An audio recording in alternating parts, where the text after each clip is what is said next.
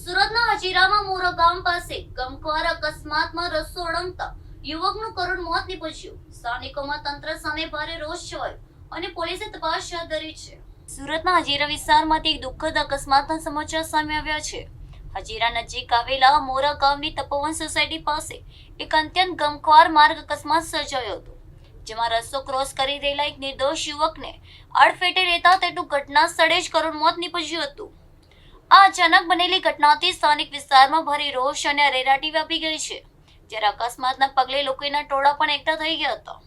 અકસ્માતની જાણ થતાં સ્થાનિક પોલીસ તુરંત ઘટના સ્થળે પહોંચીને કાયદેસરની કાર્યવાહી હાથ ધરી હતી.